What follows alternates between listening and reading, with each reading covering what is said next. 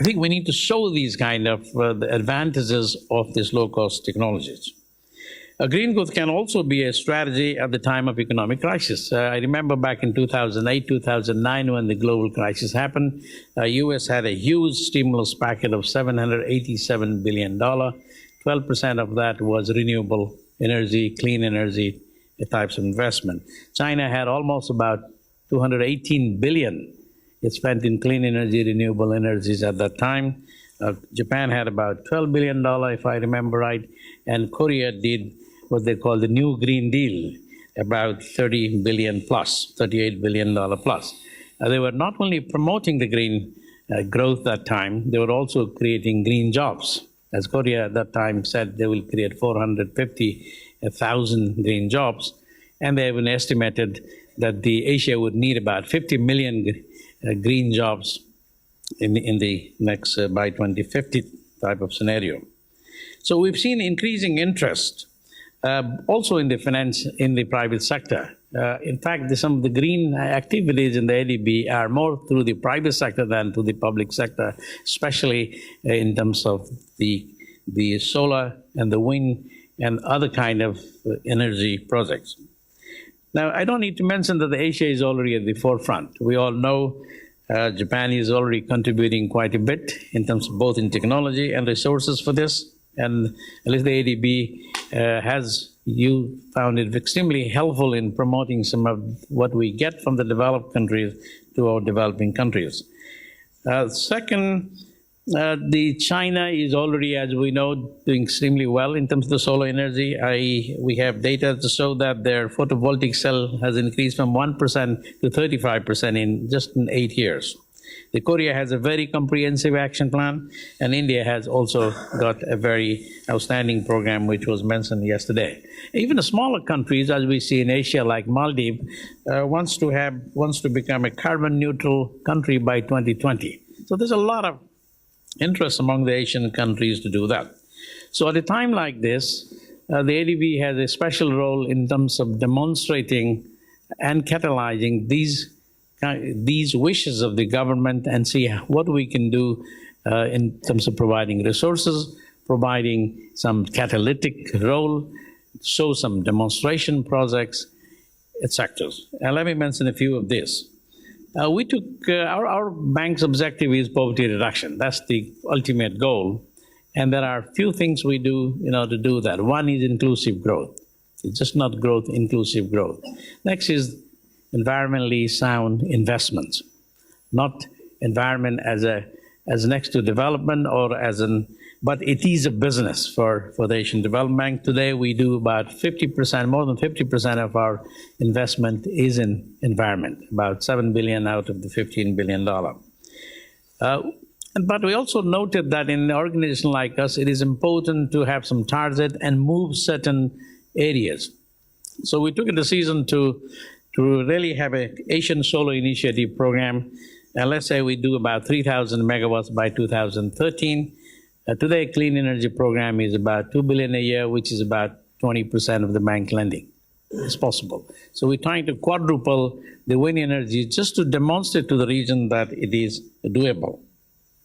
Energy for All program, which was shown earlier, is also being expanded because there will be billions of people who will not be connected to the grid for a long, long time in their life, and we will be expanding that program quite a bit.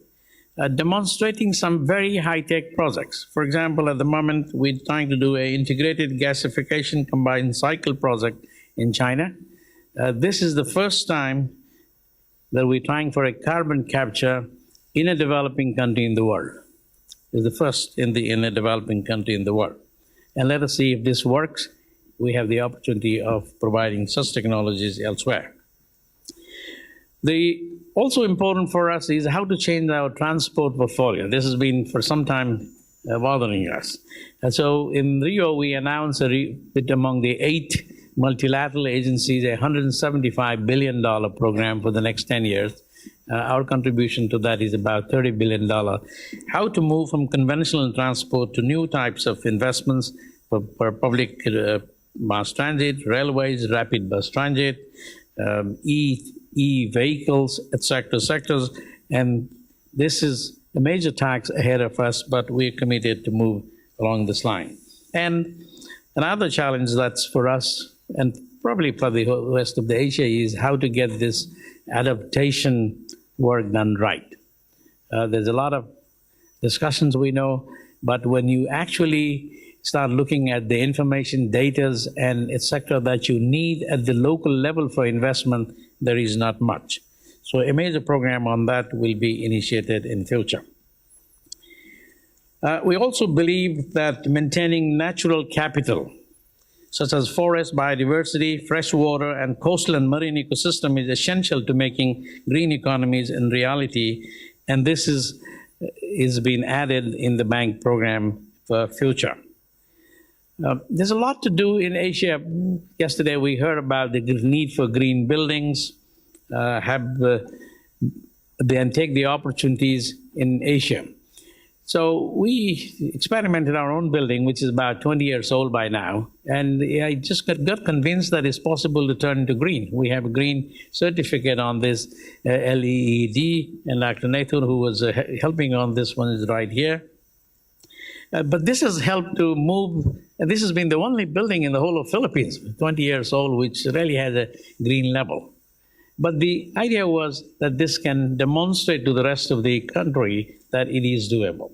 It is doable. And by the way, we also added the solar roof last week, and it's giving about 3.5% of the energy needs for the bank, which is pretty good. The idea there is not to just do it by ourselves. We are generating electricity. We'll put to the Philippine grid so that and buy it back, so that it can become a model for the government and many governments in the future. Now, these are some of the examples I mentioned. I'm not trying to say that this is enough, but these are demonstrative in nature, and there is a need to scale it up and need to do more. The fourth point I'm going to make a little bit is on the climate financing. Now, when Dr. Ishii with GEF is here, I almost feel like asking more money from GEF. I'm not going to do that. We're already getting more. There is a lot of funds. If you see the listing of the climate fund nowadays, I'm amazed. It's been within my bank, there are many. Whether it's a carbon storage, this fund, clean fund, green fund, renewable fund, energy for all fund. But one thing I've learned what is very much needed is we need some concessional fund to really move certain kind of agenda, which is sometimes difficult to move in the beginning. It could be for moving the wind energy, it could be moving the solar energy in Bangkok. Without the feed-in tariff, it was not possible. And more recently, in terms of mobilizing the private sector fund, I think the point you made in our ADF negotiation, that a concessional fund to mobilize. And recently we're very successful in mobilizing up to $1 billion private equity fund by putting that kind of resources up front. And I hope we'll have such opportunities to do even more in future. Just before this, I was doing for the bank job on the Vice President of Finance. And one of the things I just want to try, which seemed to work, is try to see if I can go to the capital market and raise some money called green bonds.